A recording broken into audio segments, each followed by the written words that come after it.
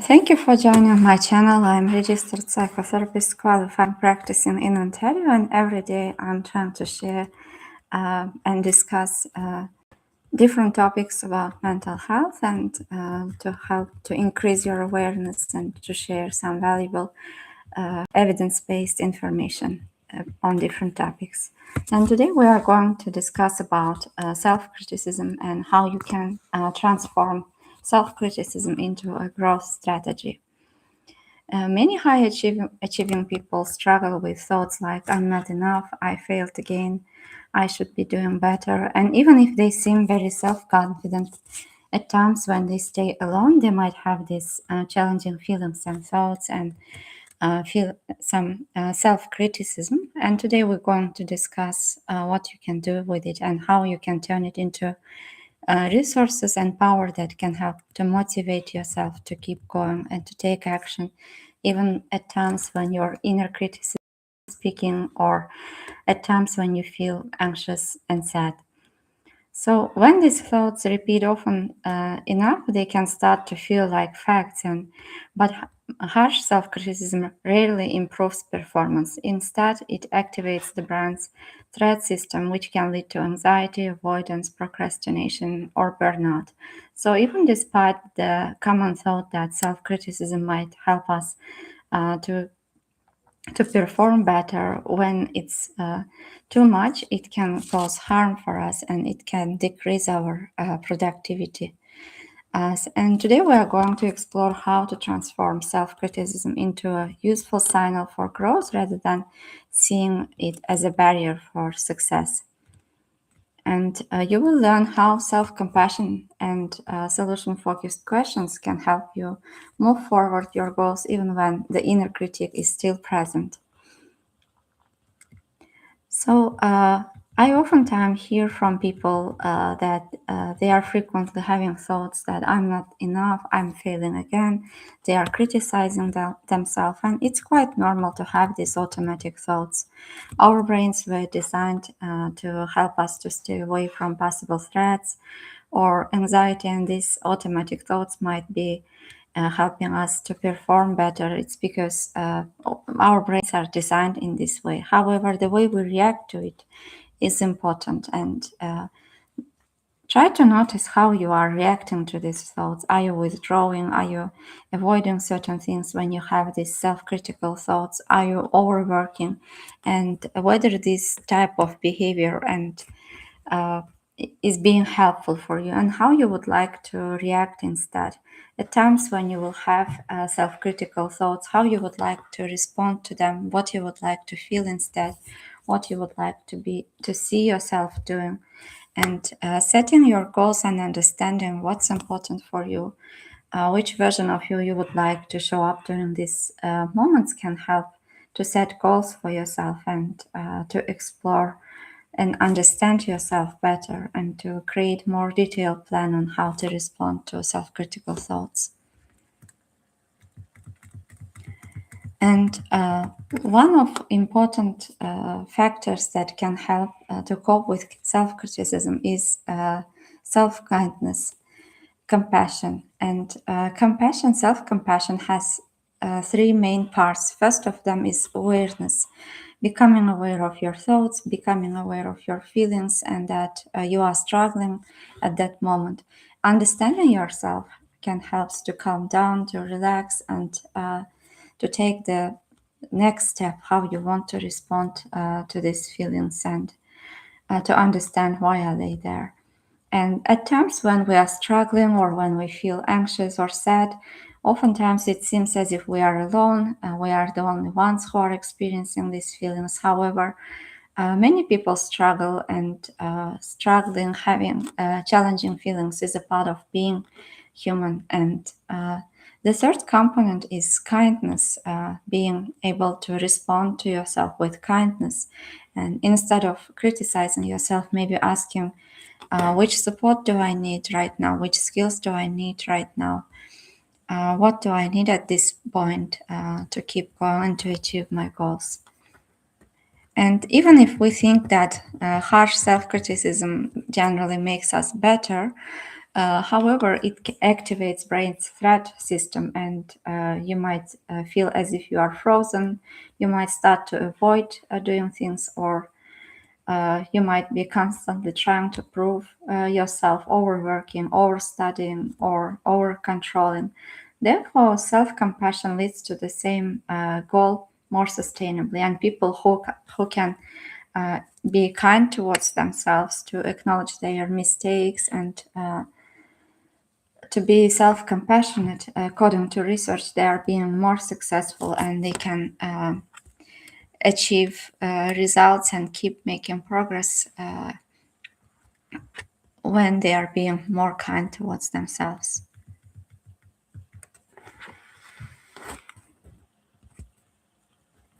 And oftentimes, we are too much focusing on these thoughts that we are having at that point. For instance, having a thought that I'm not capable, I cannot complete this, I'm a failure, for instance. If you are fused with these thoughts, and you start to accept these thoughts as a part of your identity or who you are, it's more difficult to focus on possible solutions. However, noticing times when you succeeded, or times when you were able to respond to self criticism with calmness and the way you want to respond, can help to understand those moments when you could concentrate, focus better, or you could continue to make progress even during times when you felt self-critical of yourself.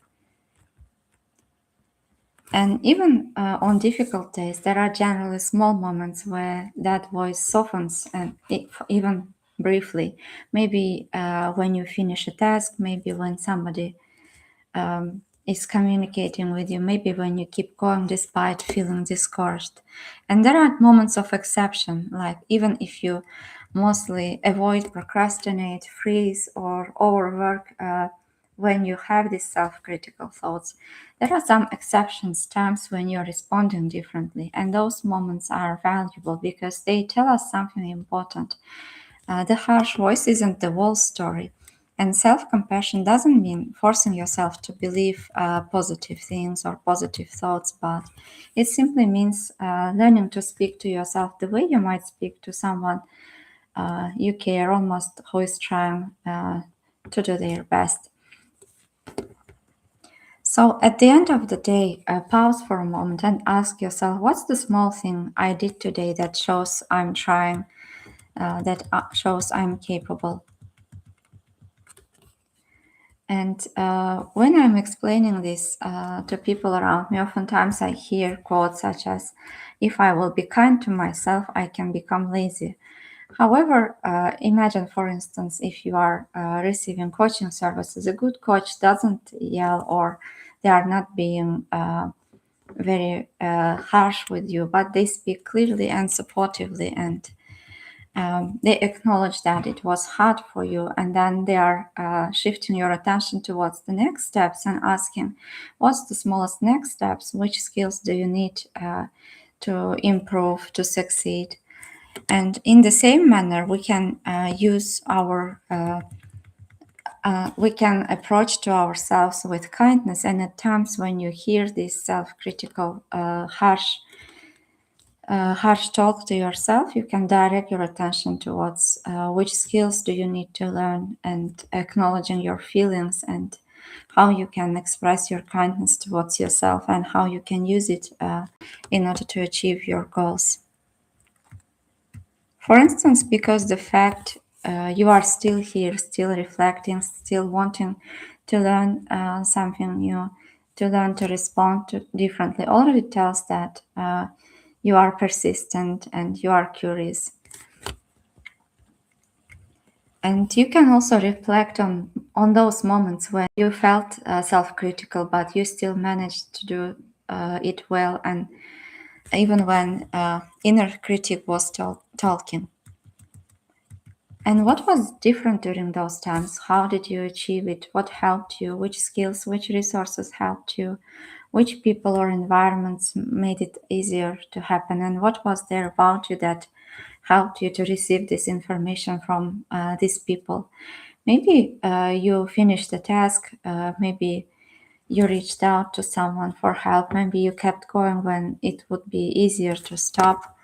And whatever that is, it tells us something about your resources that you already have. And sometimes inner critic actually shows us towards something important, and it shows something that matters for you. And another question to consider can be, what does that critical voice care about protecting or improving in your life?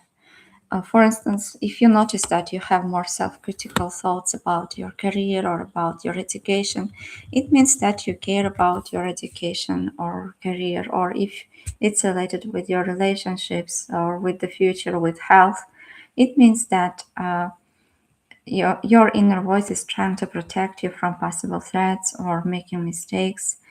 And when we listen in that way, the critic can become a signal instead of a verdict, and signal that says something important is happening here. So uh, let's suppose that this inner voice is still here, but it has just a little less control. It hasn't gone, it just got quieter. What would be the first small sign that you are moving towards your goals anyway? And what would you like to achieve even if this harsh voice was here? What you would like to try to accomplish, to keep doing? Maybe you will start the task you've been avoiding. Maybe you take one step you've been putting off. Maybe you treat yourself with a bit more patience, or you would be more kind in your relationships. Whatever that is, and when that step happens, even a small one, it becomes a turning point. So, because each time you act in the direction of what matters despite the critique, you are showing your brain something new, that this critique can talk and you can still move forward. And the question to carry with you today can be, if you were moving towards your goals and dreams, what would be you doing even if inner critique still continues to talk? You don't have to silence the critic first. We cannot delete automatic thoughts, but we can learn how to respond to them differently. So each time when you will hear this inner critic again, you can ask yourself, what do you really need at that point? Is it rest? Is it support from someone? And you can change your inner sentence from judgment to support. And if, as a result of listening this video, something has shifted in the way you relate to anxiety or inner criticism, how you would like to start responding? Maybe inner critic might still show up sometimes, but it doesn't have to stop you from moving towards your goals and towards what matters for you. What might be the first sign that you are moving towards that direction? What might you notice about yourself? What would you be doing differently? What might other people notice about you that shows you are continuing despite anxiety and inner criticism? Sometimes people are telling, I would start task even if I feel unsure. Sometimes they say, I wouldn't spend as much time replaying mistakes or conversations. I would focus more on progress rather than perfection. So, which of these answers, which of these parts of the future feel most important to you right now? You can pick up one and make it as your goal. And which version of you would be there if you were able to complete these goals that you are trying to complete? How you would feel about yourself? What would you notice about yourself? What would others see in you? And what change it can create in other people's life? These questions can help to identify a meaningful direction and to understand which version of you would want to see.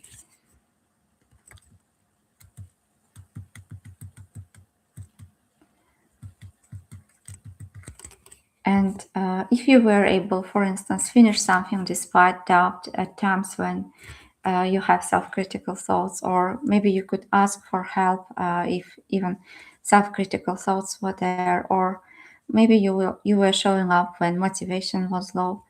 And what those moments tell about you as a person, which strengths do you already use in these situations, and how are you managing, how are you coping, what makes it possible?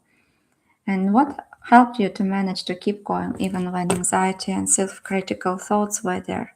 Reflecting back on these moments can help to notice your persistence, your courage, your commitment, your willingness to try again. And noticing strengths, oftentimes at times when we feel anxious or sad, or we are listening to self-critical thoughts and assume they are facts. It might seem as if we are weak and we don't have resources. However, reminding yourself about your resources can help to create feelings of resilience and to find new ways of coping or to think of solutions.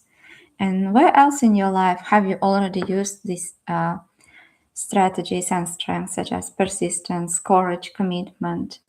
Where else, in which other areas have you seen it in your life? Answering this question would help you to recognize that your resources are already part of you and they haven't gone anywhere. They are just waiting for you to use them wisely. And sometimes it's difficult for the clients to answer to these questions because it's difficult to notice your own resilience, your own resources. But maybe remembering times when other people noticed your strengths in you can help to become aware of your power and resilience. Sometimes hearing how of others see you can expand your view of themselves beyond inner critic. So instead of fighting critic, what's this critic is trying to tell us about your skills and resources that you use, and how you can use these resources again to reach your goals and best version of you? What would tell you that you are moving even half a step in that direction, and what might help you take the step even if the critique speaks up? And let's imagine that you are already moving towards success and you are taking steps and you are becoming the version of you that you want. What will it say about your ability to keep moving despite the critique?